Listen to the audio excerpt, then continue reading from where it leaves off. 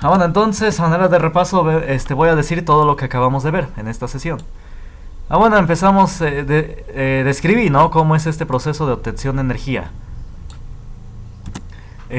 Los carbohidratos se convierten en glucosa y de la glucosa se convierte en ATP, que es la molécula de energía. Entonces es esencial, por ejemplo, para mover la mano requerimos como 3 ATPs alrededor. No me acuerdo muy bien, pero sí, 3 o 5 ATPs para hacer movimientos con la mano. Entonces sí, requerimos esta molécula y se obtiene de la glucosa. La glucosa es muy importante y se obtiene de los carbohidratos. Bueno, y sí, en ocasiones se ha oído mucho que hay trastornos de la glucosa, ¿no? Hay personas con poca glucosa y hay personas con mucha glucosa. Actualmente ya han dicho que en ocasiones puede que esto se deba a a factores como el estrés. Por ejemplo, aquí yo dije que este mecanismo está muy resumido. Muy resumido. También participa lo que es la molécula de adrenalina. Y esta molécula de adrenalina, primero la glucosa necesita reaccionar con la adrenalina para convertirse en ATP. Pero si se corta esto, por ejemplo han dicho que si la persona está sometida a mucho estrés constante y fuerte, entonces esto se corta. ¿Y qué va a pasar? Pues que la glucosa ya no se va a convertir en ATP. Entonces se acumula en el cuerpo. ¿Sí se entiende? Bueno, entonces es algo que han identificado, que el estrés han dicho que es un factor que hay que tomarse en cuenta. Bueno, después vimos que la genética, ¿no? El padre de la genética es Gregorio Mendel, un sacerdote católico benedictino. Bueno, ya murió, vivió en el siglo XIX. A finales del siglo XIX hizo estas teorías, bueno, más bien leyes, no teorías sino leyes, de la genética, las cuales siguen vigentes. ¿Y cómo las encontró? Pues haciendo experimentos en cientos de chícharos.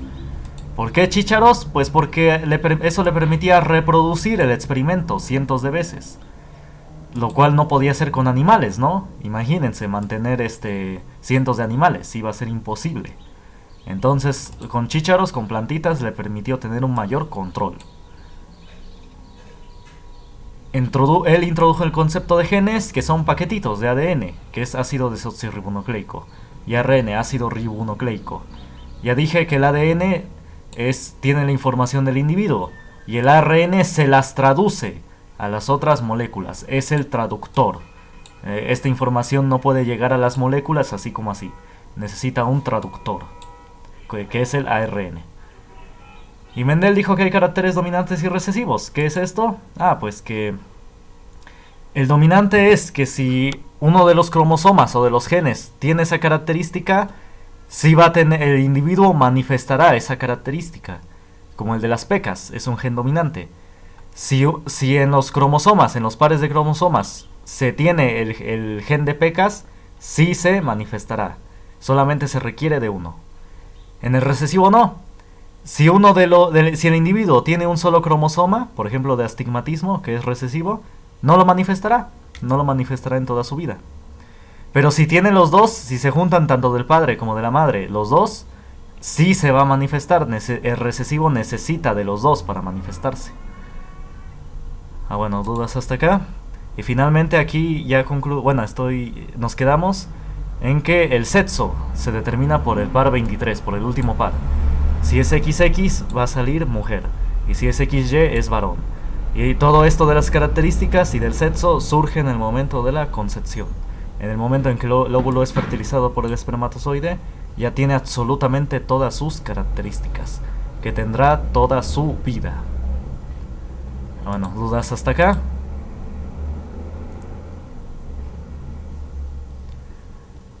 Sí, disculpen que se me fue la grabación, nada más pero bueno, ahorita ya la puse.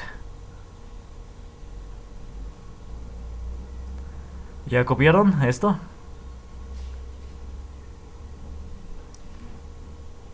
Bueno, y como dije, no hay como a veces siempre digo, no hay mitades. Nada más hay dos sexos, solamente dos, mujer y varón.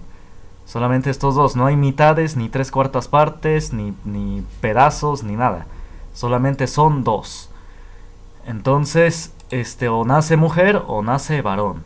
Solamente hay de dos formas. Entonces, ya si ya la preferencia de estar con así con la preferencia que dicen sexual, eso ya es otra cosa, eso yo no lo juzgo, yo no tengo por qué. Pero lo que sí yo no estoy de acuerdo es que se le enseña a los niños, sobre todo ahorita ya en México, se les está obligando, enseñarles a los niños que según pueden ser el sexo que ellos elijan, según un día pueden ser varones y el otro día pueden ser mujeres, según eso les están enseñando. Una semana puede ser mujer y la otra semana, si quieres, puede ser varón.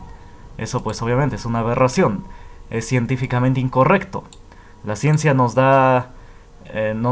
reafirma o nos confirma ciertas verdades de la naturaleza que vemos. Y sí, aquí está, nos lo confirma, solamente hay dos sexos. Entonces, pues sí, tiene consecuencias esas ideologías.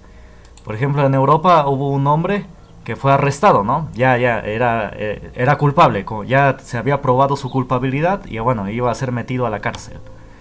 Pero resulta que según se identificaba como mujer, según él era un varón, pero según él era mujer. ¿Sí me entienden?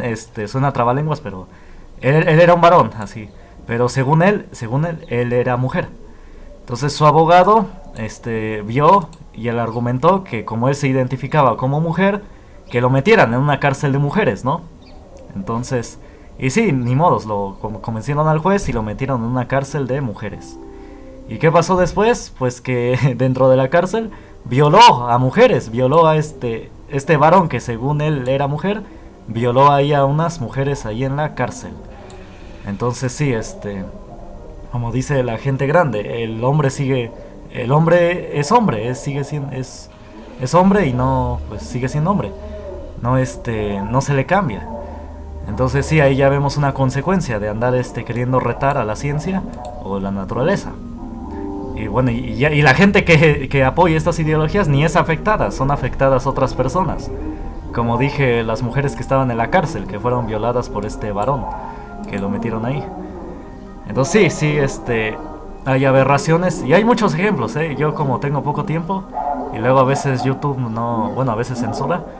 Bueno, más bien por el tiempo, yo tengo varios ejemplos, pero pues sí, no, solamente hay dos sexos, mujer o varón. Entonces sí, muchos de sus hijos, y bueno, los que tengan hijos, ahorita en México ya en las escuelas ya les están enseñando eso. Ya los están adoctrinando prácticamente. En España es peor. Bueno, cuando eran clases presenciales, a los niños les obligaban, a los varoncitos, les obligaban a ir de falda un día. Era obligatorio, ni siquiera era opcional. Era obligatorio que un día debían ir de falda. Entonces sí, eso ya es una aberración, es una obligación, es una imposición. Ya ni siquiera es opcional, ya es obligación que están haciendo. Y sobre todo ahorita en España aprobaron una ley en este año que dicen que les van a enseñar a los niños a explorar sus cuerpos y a tocarse sus partes. Es decir, prácticamente los están enseñando a masturbarse, sí, prácticamente. Entonces no, obviamente todo ya, y bueno, espero que en México no llegue, pero quizás llegue en algunos años, quizás en unos 6 años, quizás, bueno, o 8 años. Es decir, bueno, en mi opinión quizás en este gobierno no se aplique eso. Ya se está enseñando lo de que puedes elegir, pero esas cuestiones ya más extremas.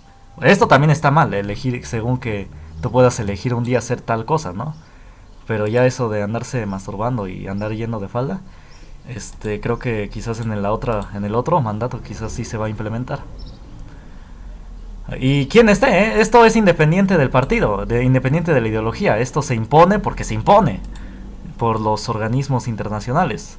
Se impone sin importar la ideología del partido, no, esto es independiente. Es independiente. Ah, bueno, ¿sí se entiende? Ah, bueno, entonces, ¿dudas, comentarios? Ah, bueno, antes de que termine esta sesión vamos a copiar el concepto de célula. Ah, si tienen dudas, comentarios, pueden decir.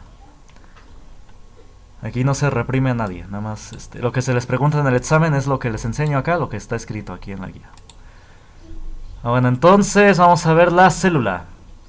La célula se define como la unidad estructural, funcional y de origen de todos los seres vivos. Ahí está, todos los seres vivos se componen de células.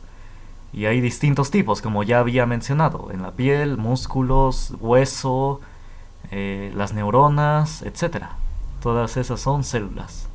A ver, copien el concepto, así como está. Y subrayen esto porque es el concepto principal. Y esto generalmente siempre se pregunta. A ver, copien. Es la unidad de estructural, funcional y de origen de todos los seres vivos.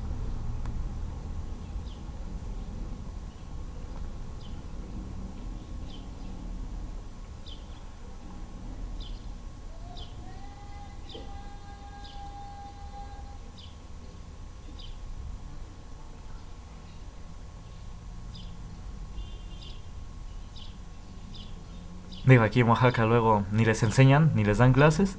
Y ahora cuando les enseñen, ahora lo van a hacer mal. Les van a enseñar puras cosas, pues, dañinas de eso de la ideología de género. Entonces sí, es una cuestión ya muy mala. Bueno, entonces copien, ¿ya copiaron el concepto?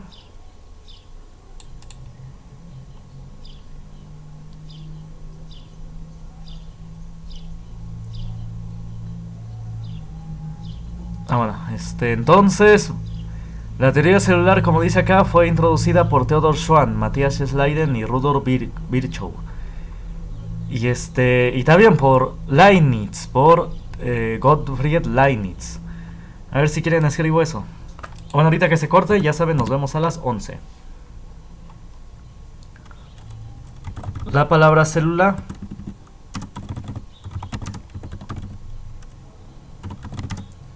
significa cuarto pequeño. Eso significa la palabra célula, significa cuarto pequeño. Pues sí, no, porque es como un cuarto pequeño, tiene muchas funciones.